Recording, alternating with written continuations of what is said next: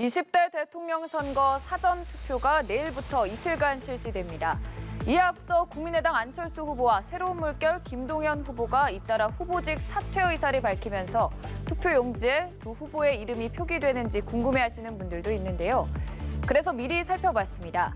내일과 모레 사전투표를 하는 유권자들은 두 후보 이름 옆에 사퇴 문구가 들어간 투표용지를 받게 됩니다.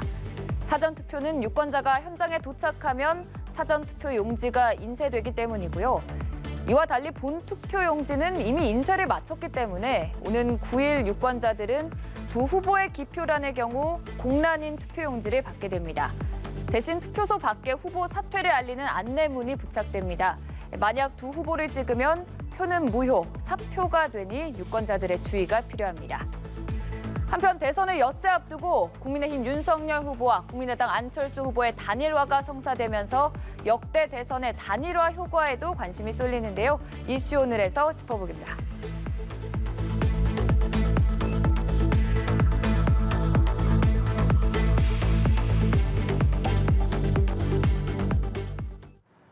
오늘 이 시간 김수민 시사평론가와 함께 하겠습니다. 안녕하십니까? 어서 오시죠. 네, 반갑습니다. 일단 직선제 이후 3번의 단일화가 있었습니다. 그중에 97년도 당시 김대중 당시 후보와 또 김종필 후보가 단일화를 했던 게 이번과 조금 유사하다는 얘기가 많거든요. 네, 근데 좀 다른 점이 더 큰 것 같습니다. 네. 그걸 좀 짚어봐야 될 것 같은데 김종필 당시 자민련 후보 같은 경우는 독자적으로 완주할 수 있다라는 전망이 그렇게 크지 않았었거든요. 그래서 김종필 총재가 이회창 후보 쪽을 또 밀 수도 있다. 혹은 이제 김대중 후보를 밀 수도 있다. 이런 여러 가지 설이 좀 분분한 그런 상황이었다는 게 이번하고 좀 차이가 있는 것 같습니다. 왜냐하면 안철수 후보는 이재명 후보라든지 이쪽하고 단일화할 가능성이 굉장히 낮았기 때문에 그런 차이가 있고, 그리고 무엇보다도 그 당시는 지역 정치 구도였거든요. 그렇죠. 안철수 후보 같은 경우는 지역 정치를 통해서 자기 지분을 만든 정치는 아닙니다. 안철수 후보 특유의 어떤 지지층이 나름대로 이념적, 정책적 지지층이 있는 반면에 김종필 당시 총재는 충청권이라고 하는 든든한 지역 기반을 갖고 있었거든요. 그러다 보니까 김종필 후보가 김대중 후보를 지지를 하는 순간부터 상당수의 그 지지층은 따라서 김대중 후보에게 옮겨 붙는 그런 현상이 분명하게 일어났습니다. 그게 굉장히 이례적인 것은 어떻게 보면 윤석열 후보하고 안철수 후보의 차이에 비해서 그 당시에 김대중 후보와 김종필 후보 간의 차이는 크다고 볼 수 있었습니다. 김대중 후보는 민주화 운동을 평생을 바쳐서 했던 사람이고, 또 김종필 후보는 사실 5.16 쿠데타 이후에 독재 정권에서도 또 총리를 지내는 이런 완전히 다른 이력과 이념을 갖고 있는 정치인이었거든요. 그럼에도 불구하고 두 사람의 표가 성공적으로 결합이 됐던 것은 김종필 당시 후보의 어떤 지지 기반이 현재 안철수 후보의 지지 기반보다 더 단단하고 또 지역적으로 뭉쳐 있었다라고 하는 이 차이가 좀 크다라고 볼 수 있겠습니다. 그럼 지금과 비교했을 때 이후를 좀 생각을 한다면 안철수 후보가 또 총리직을 맡을 수 있다, 이런 가능성도 제기가 되거든요.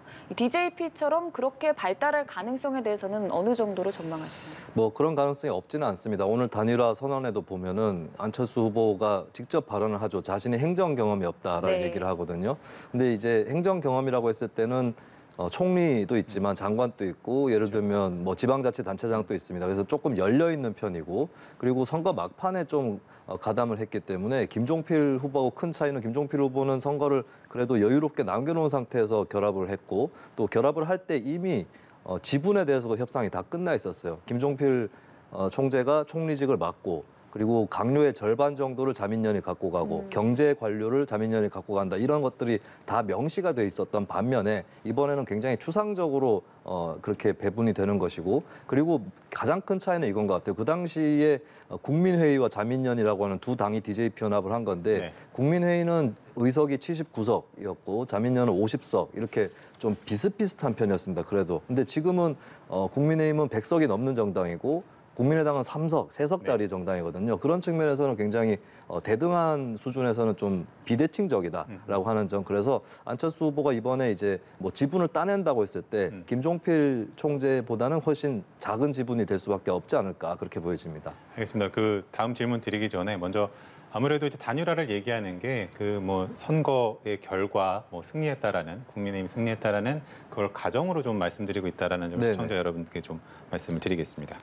그리고 이어서 2002년에 16대 대선 얘기도 해보자면 당시의 후보였던 노무현 후보와 또 정몽준 후보는 지금과 조금 다르게 지지율이 비슷했던 상황이거든요. 그 가운데서 단일화에 성공을 했고 지금과는 조금 다른 추이를 보였는데 지지율 차이가 많이 나고 있는 상황이지 않습니까? 네. 어떤 부분들이 또 차이점이 있는지도 짚어주시죠.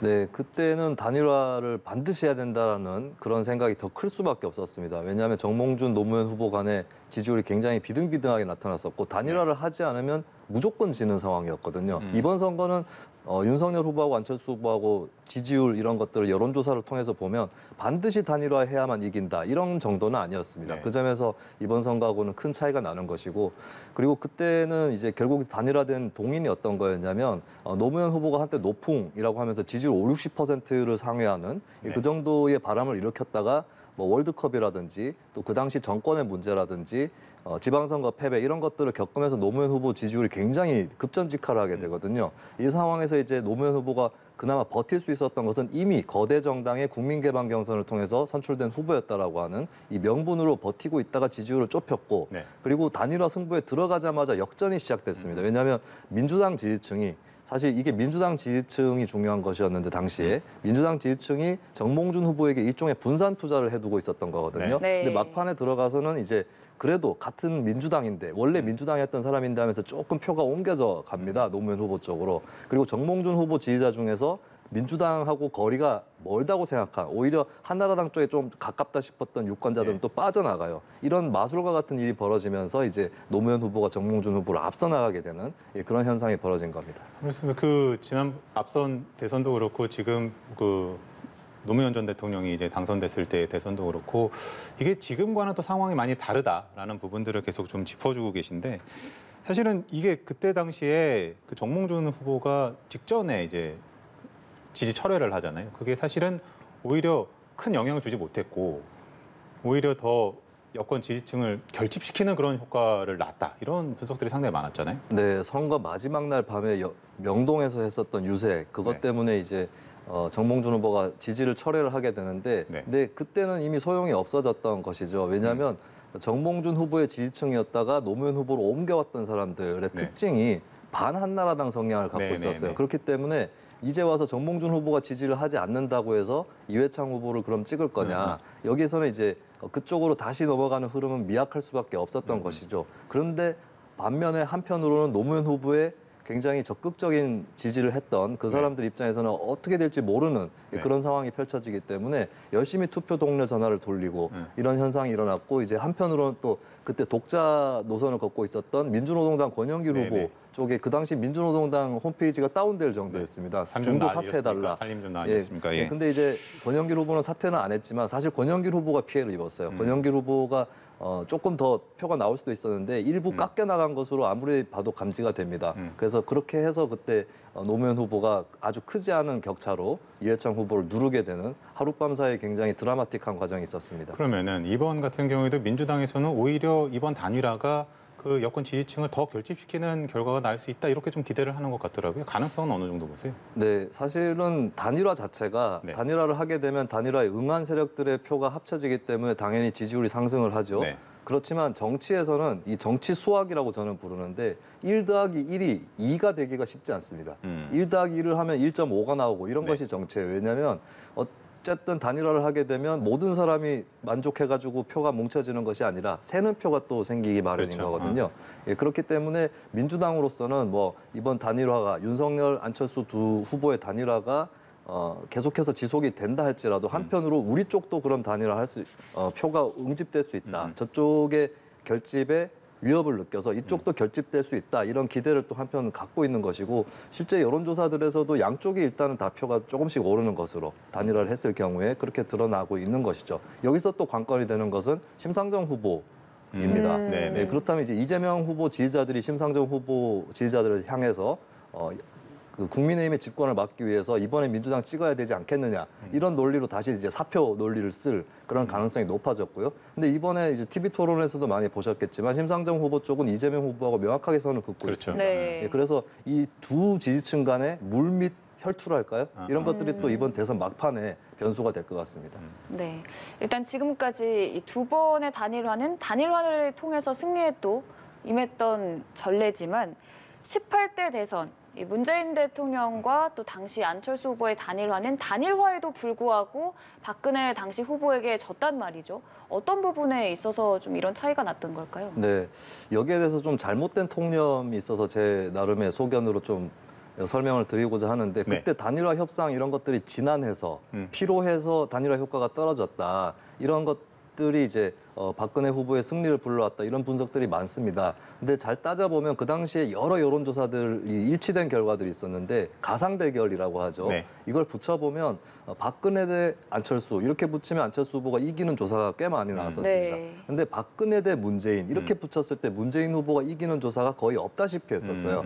이게 왜 그렇냐면 안철수 후보의 당시 지지층 가운데서는 민주당에 가까운 사람들도 있지만 한나라당에 좀 더 가까운 사람들도 있습니다. 근데 안철수 후보하고 문재인 후보가 단일화에 들어갈 때부터 친한나라당 성향의 안철수 지지자는 빠져나가기 시작했던 것이고 그렇기 때문에 그 표가 온전하게 문재인 후보에게 얹어지지 않았던 것이죠. 사실 어떻게 보면 문재인 후보가 최종적으로는 48%나 득표를 했기 때문에 네. 안철수 지지자 상당수가 들어갔다고는 볼 수 있겠지만 네네. 그래도 온전히 다 태우기는 불가능했었다라고 하는 부분이 첫 번째 있고요. 그리고 두 번째로는 박근혜 후보 쪽도 여기에 대한 대응 방안이 있었습니다. 뭐냐면 경제 민주화라든지 복지 이런 진보적으로 비춰졌던 이슈를 선점하다시피 했던 뭐 지금까지도 활동을 하고 있지만 김종인 전 위원장이 그때 네. 비대위원이었죠. 그렇죠. 새누리당에서. 네. 그런 이제 중도 확장성을 갖고 있는 캠페인을 또 펼쳤기 때문에 예, 그런 이유에서 이제 단일화에도 불구하고 문재인 후보가 패배했었다. 이렇게 정리를 해보겠습니다.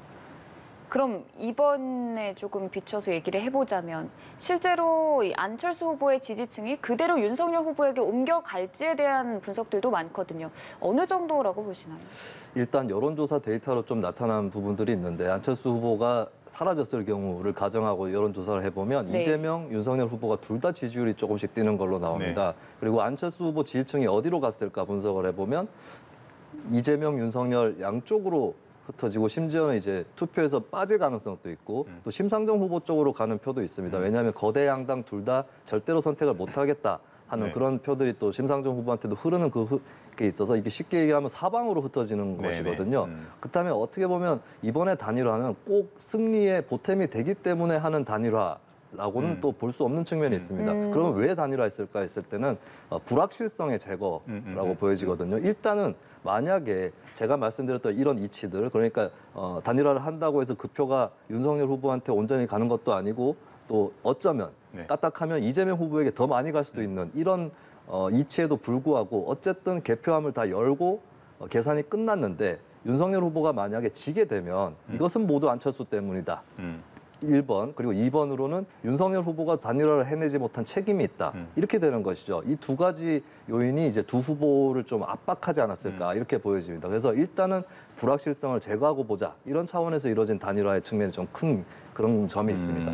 이 불확실성을 제거하는 측면에서 단일화라는 말씀을 해주셨는데 시기가 조금 늦었다는 지적도 있습니다. 이 단일화의 효과는 어느 정도가 될 거라고 전망하시나요? 네, 근데 제가 앞서서 이제 단일화가 꼭 윤석열 후보한테 유리하다는 보장이 네네. 없다 네. 이런 취지로 말씀을 드리긴 했는데, 근데 이게 또 모를 일입니다. 그렇죠. 왜냐하면 안철수 후보가 자기 지지층에게 얼마나 설득력을 행사할 그러니까요. 거냐 이게 관건이거든요. 오늘은 보면 이제 뭐 국민의당 홈페이지라든지 네. 또 각종 SNS에 보면은 안철수 후보 지지자들이 굉장히 실망한 그런 반응들이 나오고 있는데 이런 부분들을 잘 다독일 수 있을 것이냐, 그리고 윤석열 후보 쪽이 안철수 후보와의 결합으로 뭐 세력이 큰 쪽하고 결합한 건 아니지만 이미지적인 보강 이런 것들을 얼마나 이뤄내느냐 이런 거에 따라서 윤석열 후보에게 가지 않을 뻔했던 안철수 후보 지지층이 또 갈 수도 있는 이런 것이고요. 그런데 물론 여기서 실력을 발휘하지 못하면 네. 국민의힘도 단일화 효과는 누리기 어렵다라고 하는 겁니다. 그리고 민주당 같은 경우도 단일화에서는 이제 안철수 후보를 내주는 네. 이런 결과가 나왔지만 얼마 전에 정치개혁 방안을 발표를 네네. 했었죠. 그 방안이 만약에 안철수 후보 지지층 일부의 마음을 움직인다면 또 민주당으로 갈 수 있는 그런 흐름도 생겨날 수 있고, 예, 그리고 이제 오늘 바로 안철수 후보가 사퇴를 하자마자 심상정 후보가 기자회견을 했거든요. 이것도 하나의 전략이라고 봐야 됩니다. 예. 예, 그렇다면 결국에 거대 양당 체제를 혁파할 수 있는 것은 정의당, 심상정이다. 이 메시지거든요. 결국에 이 각축전 얼마나 더 실력을 갖고 여기에 임하느냐에 따라서 또 변화의 여지는 있다 이렇게 보여집니다. 결국에는 평론가께서 말씀하신 거는 최종 결과가 나와서 투표함을 까봐야 투표함을 열어봐야 알 수 있다라는 그런 설명이신 것 같네요. 네, 아무래도 오늘부터는 이제 여론조사에 대한 공표도 금지되기 때문에 그 향방을 더 알 수 없는 것 같은데 우리가 이제 유추할 방법은 없는 거잖아요. 네.